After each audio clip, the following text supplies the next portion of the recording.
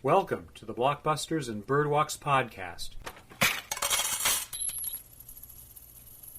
I am the curator, Garry Chaffin-Quiray.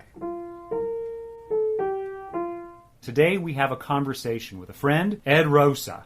That's me. Hi. My filmmaking partner and I have a YouTube channel, Toothless Richard Productions, where you can see a number of our short films. This is an 8-part series about American movie ratings. Part 1 focused on Prano Baily-Bond's Censor. Part 2 focused on Mike Nichols' Who's Afraid of Virginia Woolf. Part 3 focused on Brian DePalma's Greetings. Part 4 focuses on Gordon Fleming's 1968 adventure movie The Split and the origin of the PG rating. Nothing but miles and miles of mass confusion. Gotta get away. My soul has got to find seclusion. Gotta get away. The split is the only way.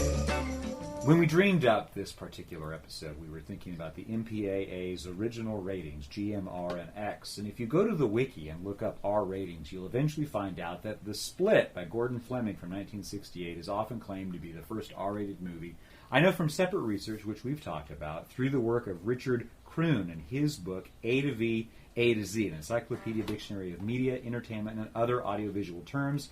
The Split is not the first R-rated movie. It's among that first set of R-rated movies. But the reason to choose it and to think about it is what kind of symptom it can give us about what people thought were censoriously appropriate for kids, teens, and adults. Because the original ratings, G, M, R, and X, led to some confusion. Before we get into it, though, The Split is a trip away. What is The Split about? Can you lay it on me? I can. The Split, a.k.a. The Clumsy Killing, Good. is it's a movie about a group of crack criminal experts, all specialists individually, who are planning to rob the L.A. Coliseum of its money during a contest between the Los Angeles Rams and the Green Bay Packers. As you would expect with any heist film, things don't exactly go according to plan.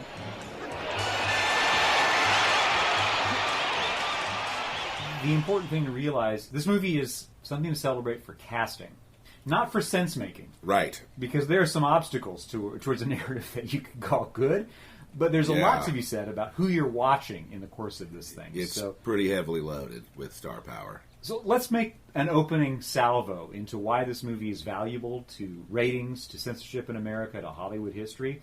It's not because it's some work of genius. We have seen this kind of movie before, and we've seen it many times since.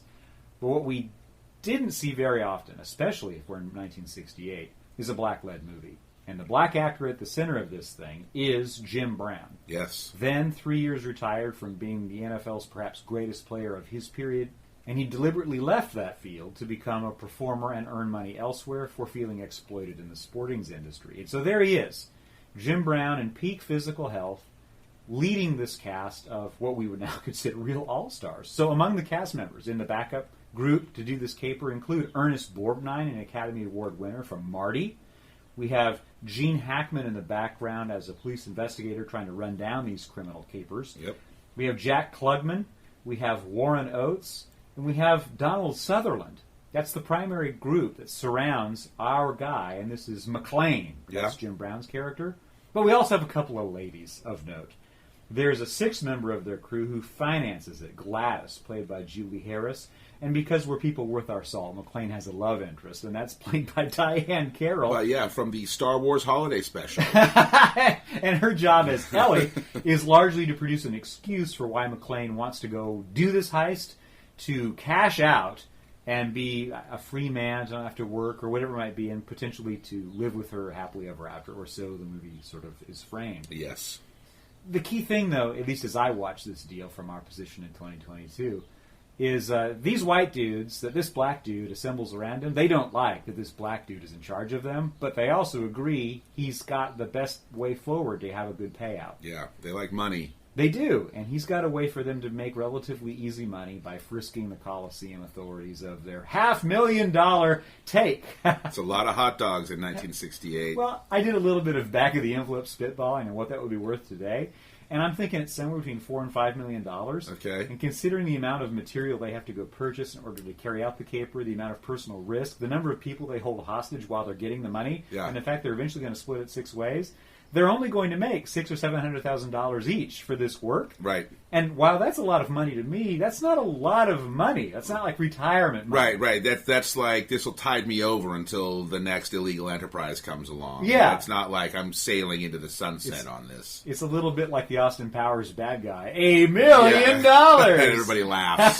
Because it's sort of so lame. Totally outdated. And small amounts of money. So, all right. The Split is not some great movie. I don't think that anybody reasonable would say that it's an important movie from '68, or indeed the entire decade. But it does make evident a whole bunch of interesting things that are percolating in American movies of the time. That includes an awareness of, acknowledgement, and a casting choice to place a prominent African-American, in this case Jim Brown, opposite Diane Carroll, right front and center, as not just eye candy or just people who are going to be mowed down like in The Dirty Dozen. Right. But as the centerpiece of this adventure. We have to keep in mind here, this is a few years yet before we get Sweetback, and before we get Shaft, and before we get Superfly. Right. And the whole industry sort of realizes this model can be transformed into really cheap entertainment. There's pretty good production value in this thing. It's got pretty good sets, pretty good locations, pretty good costumes. Yeah. Lots of great props. Terrific music by Quincy Jones. Which is probably, honestly, the best thing about the film is the Quincy Jones score. Let me really just point out a great moment in that, because there is a love montage when Ellie and McClane go to various sites across Los Angeles. Don't you know it's just a game of love? It's make-believe except for real love. It's great to see all of these people together. Warren Oates is one of my absolute favorite actors. Ernest Borgnine just had an amazing body of work. You can say that about basically all these guys. Even this guy, James Whitmore, who played... He's a real bad guy. Yeah, he is. Who played Herb Sutro. That's the thing about the 60s is there's so many character actors that were in every TV show. Well, another thing to consider is each one of these supporting players after Jim Brown, who earned his chops being a sports entertainer before he became an actor by name, most all of them were trained in the New York stage. They came up hard scrabble, really learning the trade as proscenium stage performers. Several of them went off and participated in World War II. Korea's probably in the background of a couple of them. So we're seeing seasoned, middle-aged, mid-career people who have spent the better part of a generation learning how to behave according to the then very great standards of a changing New York stage climate, which filtered over into Hollywood movies with the likes of Eli Kazan and so on from the 50s onward. These were participants in all of that. They helped mainstream the idea of a method actor, the idea of stage and then cinematic naturalism. And they're so recognizable as player types because they are everyman looking. They're not fantastically beautiful. Yeah, Ernest Borgnine is not, a very handsome man in the way we think. He's no Brad Pitt. He's not. I mean, Jim Brown's a beautiful guy, and he stands out both because he has brown skin and he's also fit and so magnificently athletic looking. And these are just some guys. It's hard to look at Jack Klugman and say, oh, look at him, he's so handsome. Yeah, I want that. Right. But he looks like an older guy on the block, and I think that's exactly how their careers were made. So your point, that these are people who are the background of a lot of television and movies from the period, that's correct. Yeah.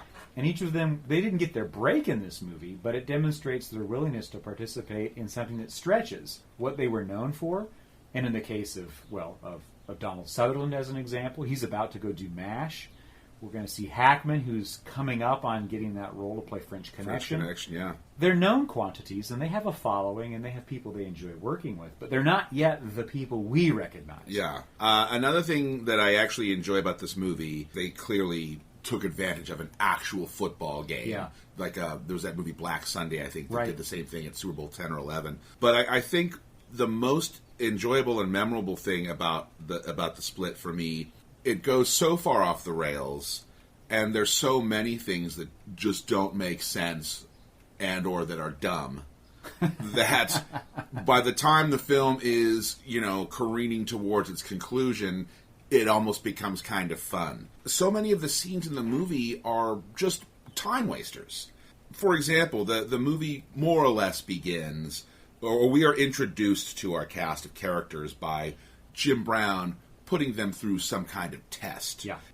The tests are stupid and really don't make sense. For example, he goes to the gym at which Ernest Borgnine works to kick Ernest Borgnine's ass. And he does. He does. Mostly, he does. Yeah. They have a good punch out. It's fun to watch, but at no point during the rest of the film can you see how that mattered at all. That's true of each of the performances that we see as he jumps in the gang. Sutherland's character is some kind of crack assassin, always strapped with a pistol, lives in a high-rise building, and opens fire, mistaking a mirror reflection. Right. Like, I'm thinking to myself, if somebody shoots a weapon inside of a hallway, inside of a populated building, neighbors are going to call for what's happening. Right, absolutely. Well, and then that was his test for being the sharpshooter? Yeah. With a pistol in a hallway? With like a revolver, like in just a hallway, just kind of shooting in his direction. Yeah. Well, and he didn't even actually shoot Jim Brown, he shoots the mirror.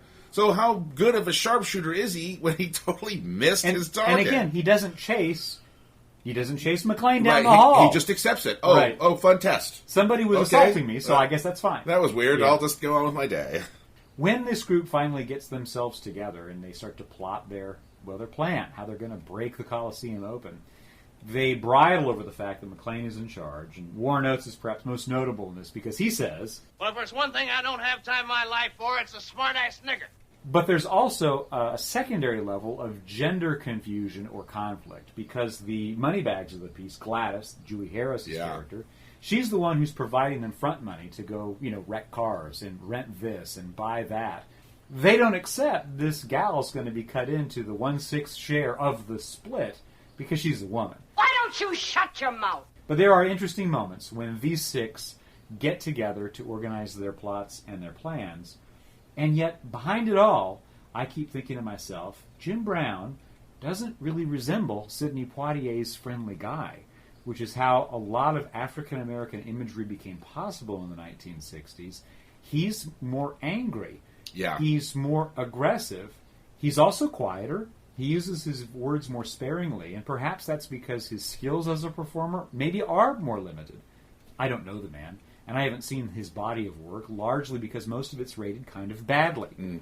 But he does demonstrate a presence in this, which I think he has a magnetism to. Yeah, he's physically more imposing than Poitier, too. Right. He can do things like just lean in a doorway and like, oh, he's here. The guy is here. Mm-hmm. And camera work cheats to that a lot. He's arrived, and everybody quiets down to wait for him. That strikes me as a really great nod to the times, that these are sensitive people trying to use topically relevant and important stuff. The Watts riots were not so far in the rear view. The Detroit riots weren't so far in the rear view.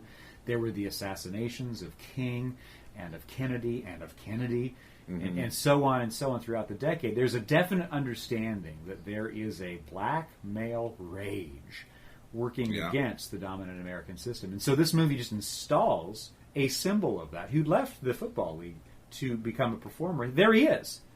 And he and Diane Carroll have two love scenes where we watch two black people make love. Yeah. It's not as explicit as we get on most network television today, but there it is, shirt off. There's Jim Brown. Look at the bod. Look at the hair on his chest. And there's no question what's happening. Right.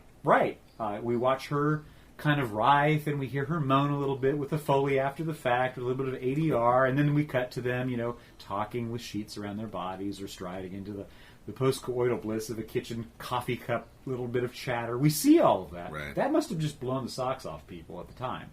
Because, well, people have certain interests when they're adults and have love feelings and erotic feelings. Yeah. And so does Jim Brown, and so does Diane Carroll, symbolically bringing along the fact that black folks enjoy the same things that white folks do. Yeah, turns out they're human too. Yeah.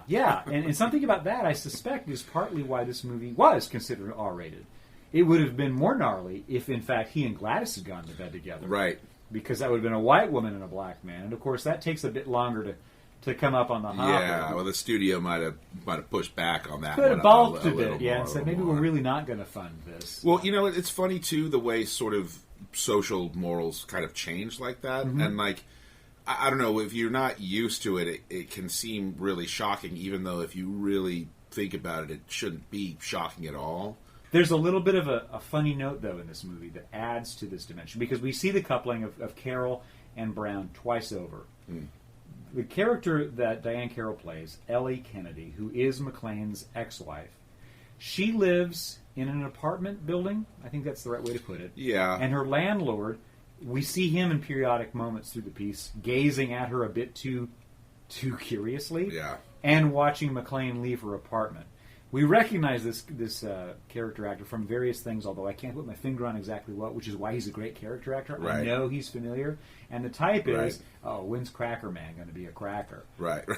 when he finally does confront her, what we learn from their confrontation is that she is living in this apartment free for sex with him when he asks for it. Right. He happens to want not just sex, but he's aroused by realizing that her lover, her ex-husband, McClane, has just left. It works him up, thinking, well, other people have her too. Right. So there's this plantation-like idea.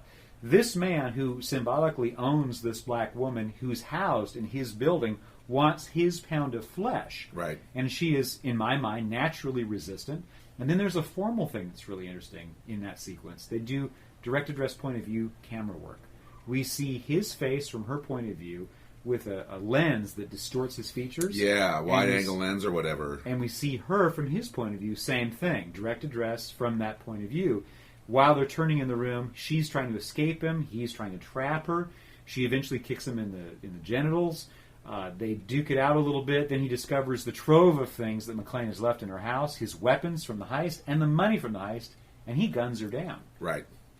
The sound of the gunning is what we hear. We don't see the body because it's. Although we've had Bonnie and Clyde the year before, we're not yet going to watch a woman be shot apart by a machine gun. Right. But that's the truth and the value in '68 for what a black woman's life is worth. Even this black woman, Diane Carroll, who is, I think, becoming sort of a pronounced feature in television shows. And Julia was her sitcom that broke her through and established a different way for TV to behave. Right.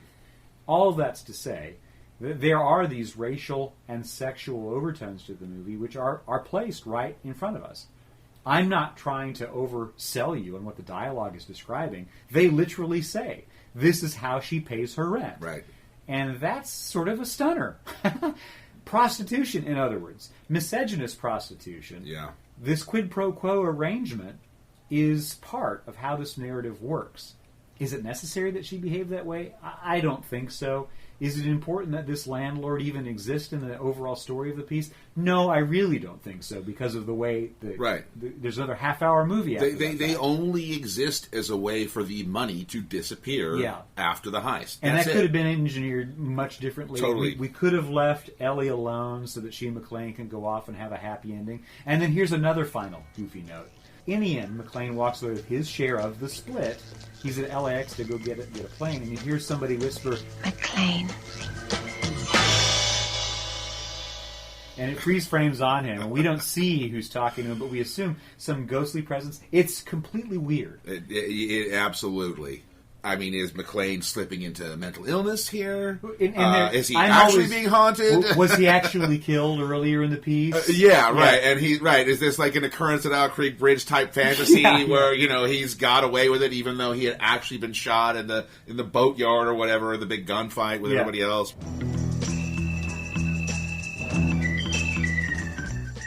Some other strong suits that this movie has that I do want to emphasize is while this movie is lesser than the sum of its parts are really cool because everybody was about to just do these really important things. Among those people, the producers are Robert Chartoff and Irwin Winkler, each of whom would go on to very, very big careers as movie producers. And in the case of Winkler, he would become a movie director. Between them, they eventually, a few years on, they produced Rocky. And I want to single out the editor, who is a woman. And that's somewhat exceptional when you think about like main crew leads in most movies. The only opportunity that women have historically had to become prominent in the cast and crew of movies, if they're not on screen, they tend to be a screenwriter or they tend to be an editor. And even then it's rare. But this is a singular credit to Rita Roland, who I think is a German emigre who came to this country in the period around World War II, worked a lot in television and in movies. But this movie has some interesting choices editorially.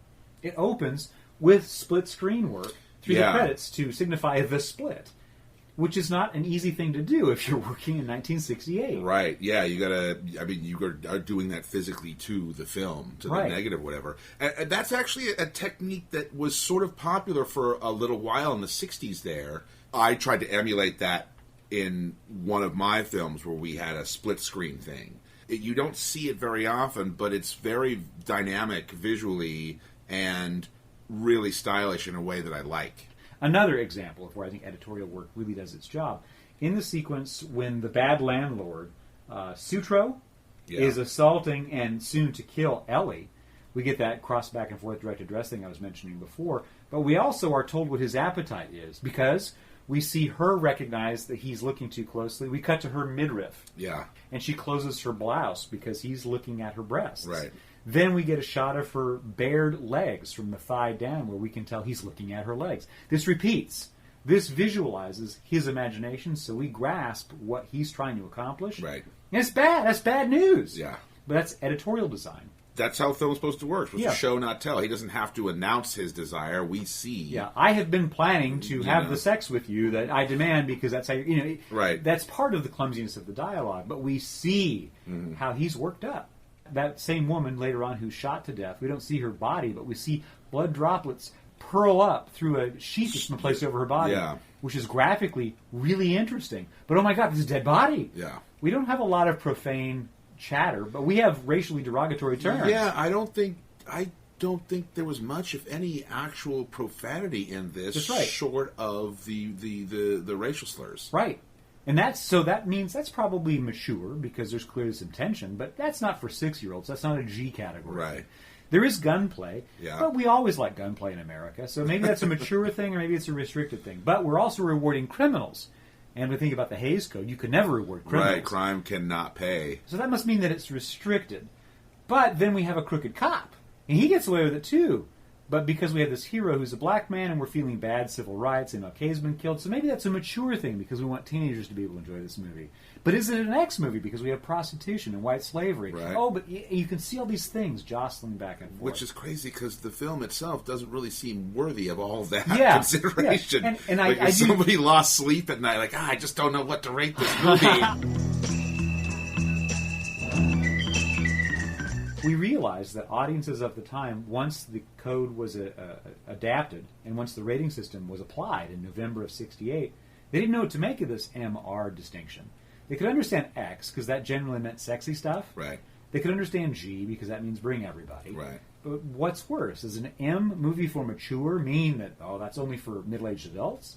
And does restricted mean that teenagers shouldn't see it because they might learn what a condom is? Or they're going to see a mass killing with a machine gun? Or what's it going to mean? So quickly, it creates a problem. The M and the R are not clear. And so on the heels of a movie like The Split, we start to get the developed new rating of a GP, which turns into, very soon after, a PG for parental guidance. Announcing, censors believe this is a movie that's okay if you as a parent or guardian believe your child can go see. But we're going to leave it to you. Right. Well, let me put this just to brass tacks with two sequences in this movie where I think we can specify how this movie straddles that mark.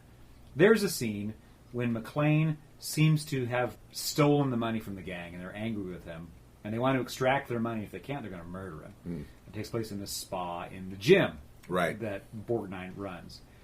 Because they beat him up, and it's sadistic. Borgnine's all giddy, really excited to do that, but we don't see broken skin. Later in the sequence, we watch Donald Sutherland's character get steam bathed in the face, which kills him. But that happens at the cloud of steam. We can't see the detail. Right. So if the body has been bloodied and graphically transformed into meat versus a human, that seems to be the line. And I think we do see that in today's movies as well. And then I have emphasized that sensuality is part of this movie. The scenes with Carol and Brown making love, they're both covered. Well, he's topless, but he's a man. We don't see her body that way. Right. She's always covered. Later in the movie, when the caper's gone wrong and McClane's trying to run down where the money actually is, he goes back to Sutherland's apartment in the sky and interrupts him with the woman in bed. She's a white woman. She hops out of bed when McClane says, I got to talk to him alone. And we get reverse nude shots of her body where you see the side of her breast. Yeah, or she briefly, right. where she climbs out of bed. Yeah, we get just a hint. And so I guess my point there is we can watch and objectify a white female body in white mainstream culture, but the instant it's a black female body, that raises a stake. Right. So it has to be covered. Also, probably Diane Carroll's like, listen, I'm not going to show you my breast. Yeah. But, yeah. It's mine. I'm going to keep it. I'm right? Julia. To nail down some particulars, the first GP movie so rated was a Swedish movie called Bamsa. If you try to go find it, good luck. Yeah, I did manage to finally track it down. Did you? Okay. But it is not subtitled. And then by the time the GP transforms to PG, we get that in 1970, 1972, somewhere in there. And I think our very first movie is The Night of the Assassin. So this predates you and I and our births, which means that the whole of our narrative about what movies mean, we've had the G to depend on, we've always had the PG to depend on, and we've had the R to depend on. So right now, thinking about the split, we're going to the period just before that when some of those particulars were not ironed out. That the split was among a whole pack of sort of butch fella movies. Yeah. Absolutely. Because we get the debut of this thing on more than one screen in November 4th of 68, although it had a premiere in Chicago in October. So if we start our tracker in October and find out what else was there, and this is just paying attention to the sort of actioner movies that would get a certain similarity of genre feel and a certain kind of audience to turn out. We get Coogan's Bluff, Bullet, and Ice Station Zebra. Right. Plus we get The Split. Then we go into November and we get an aging John Wayne and Hellfighters. We get into December and we get Where Eagles Dare. This other set of huge actors in the World War II story. Is it Clint Eastwood? He is. And Richard Burton? Right. Yeah. It's a huge cast. Yeah. These movies, as actioners, they don't have the sort of propulsive camera work and the close stunt work and the believable special effects that we come to expect, let's say, post-1985, 1990. Right. But when you think about what they're trying to accomplish, practically speaking, Bullet's a great example. Those car chases, those are pretty gnarly because they're real cars. Right, yeah, they do them with computers these days, which was just a waste of my time. Right. And then as we move through the rest of December, we get Hell in the Pacific, a two-man movie, Toshiro Mifune. And Lee Marvin. There they are. I mean, when I discovered that thing existed, I did cartwheels. I about wet my pants. I could not wait to see it. Assignment to Kill, which is, according to my research, the first movie rated M, is released in this Christmas season of December. And because many of these movies would be held over as we get into the new year, we get in January '69 Riot. Another movie about, a warden and an inmate who have to escape. I think it's a retooling of Jim Brown, and I think it's Hackman once again co-starring. So not only are the stars in our movie, The Split, becoming prominent in this movie, it demonstrates that this is a time when actors who act and work and take that work seriously, they can appear in 4, 6, or 8 movies in a year. And a lot of these are very similar because they shoot for 6 or 8 weeks, they go to the gym, they rest, they see their families, and they go back and shoot another movie. Yeah. And so on. That's how you earn money. You're working for pay. And if you're not working, you don't get paid, and therefore you can't afford your whiskey or whatever your ills might be, or your ex-wives or your children, or building your Malibu house. Yeah. All of which is to say, The Split typifies part of its genre in that it presents us with sensual imagery. It presents us with crime, with violence, a sense of comeuppance. There's a moral kind of core that's fungible because the cops aren't good and the bad guys aren't all bad. We can sort of accept all of these things. It's set in the modern moment. It's got great music. It's got a very appealing cast. But it's also a lot of nonsense. Yeah. That was another thing I noticed, I noted watching it, this idea that once somebody is killed, it's no longer a problem, as if there isn't a junkyard full of corpses. Yeah.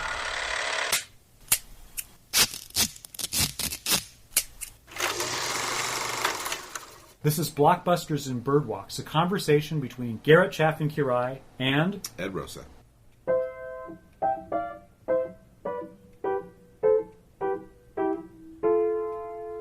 Boop boobity doo.